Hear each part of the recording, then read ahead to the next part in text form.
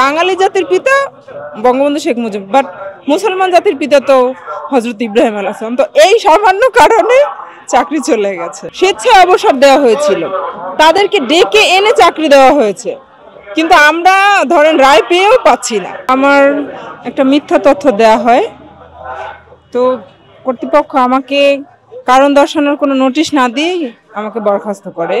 কিন্তু আমার চাকরি হারিয়েছি বিগত 16 সালে, 16 থেকে 24, কত বছর হয়, 10 বছরের বেশি। তো সেক্ষেত্রে আমি আদালত থেকে দুটো রায় পেয়েছি। দুটো রায় পাওয়ার পরেও হেডকোয়ার্টার্স এটার কোনো সুরাহা করেনি।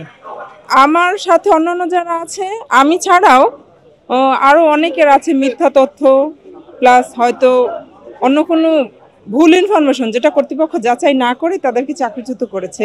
কেউ না বুঝলেও আমরা আপনার প্রয়োজন বুঝি, আর তাই তো অত্যাধুনিক ফিচার সম্বলিত বিভিন্ন সাইজ আর কালারের 250-টিরও বেশি ডিজাইন অপশন নিয়ে ওয়ালটন স্মার্ট ফ্রিজ বোঝে আপনার প্রয়োজন। প্লাস এখানে অনেকে আছে ডোপ টেস্ট, যেটাকে বলে মানে কেউ মাদকাসক্ত কিনা সেটাকে পরীক্ষা করা হয়। কিন্তু আমাদের ঊর্ধ্বতন অনেক অফিসার আছেন, তাদের কিন্তু কোনো ডোপ টেস্ট করা হয় না, যেটা শুধু নিম্ন পদস্থ তাদের করা হয়। এখন কথা হচ্ছে, এতগুলো মানুষের মধ্যে মাদকাসক্ত কি শুধু যারা নিম্ন পদস্থ তারাই?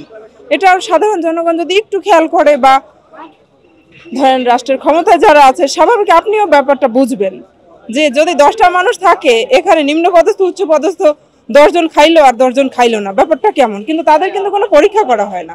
তো এরকম অনেক ছোট ছোট বিষয় আছে যেটার মাধ্যমে আমাদেরকে চাকরিচ্যুত করা হয়েছে, কিন্তু রায় পাওয়ার পরেও আমাদের কোনো সুরাহা হচ্ছে না।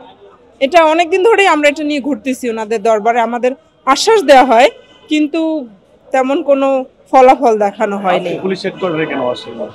পুলিশ হেডকোয়ার্টারে আসছি মূলত আমাদের যে এই দাবিটা আছে, এটা আমরা এতদিন ওনাদেরকে আমরা ট্রাস্ট করেছিলাম যে হয়তো ওনারা আমাদের বিশ্বাসের মূল্য দিবেন।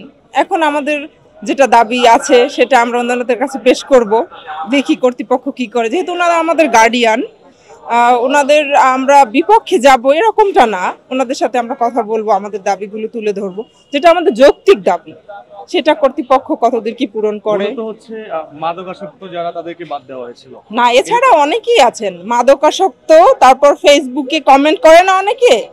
ধরেন আমার একটা জিনিস মতে লাগলো না, আমি একটা কমেন্ট করলাম, তো ঊর্ধ্বতন কর্তৃপক্ষ যারা আছে তাদের হয়তো এটা মনোপুত হয়নি, তো আমাকে ধরেন এরকম ডাকলো যে আপনি এরকম বলছেন, আমার চাকরি কি জন্য গেছে আমি কিন্তু জানি না। পরক্ষণে হয়তো আমার মনে হলো যে আমি তো মনে হয় এটা করেছিলাম, তা এজন্য গেছি, এছাড়া আর কোনো কারণ দেখা যাচ্ছে না এরকম।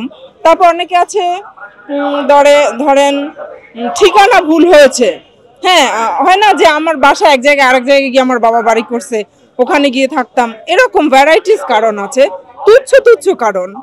এ কারণে হ্যাঁ ফেসবুকে আপনার যে জাতির, আমাদের মুসলমান জাতির পিতা তো হযরত ইব্রাহিম আলাইহিস সালাম। তো আমাদের যখন আওয়ামী লীগ সরকার ক্ষমতায় ছিল, তখন তো সাধারণত বলা হতো যে জাতির পিতা বঙ্গবন্ধু শেখ মুজিবুর রহমান।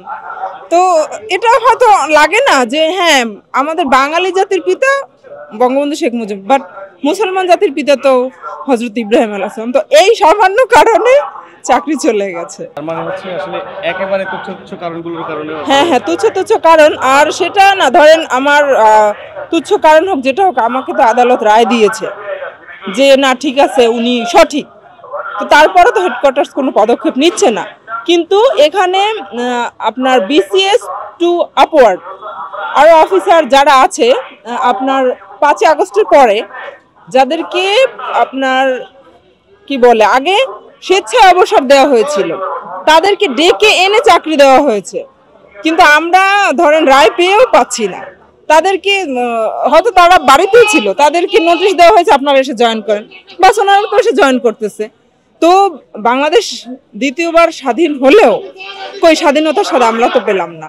সবসময় বড় বড়রাই স্বাধীনতার স্বাদ পেয়ে যাচ্ছে, ওনারা তো ঠিকই এসে কাজ করতেছে, ওনারা কোনো আবেদন করেনি, রাস্তায় এসে দাঁড়ায়নি। তা আমরা তো রাস্তায় এসে দাঁড়াচ্ছি বা আমাদের যৌক্তিক দাবিগুলো পেশ করছি।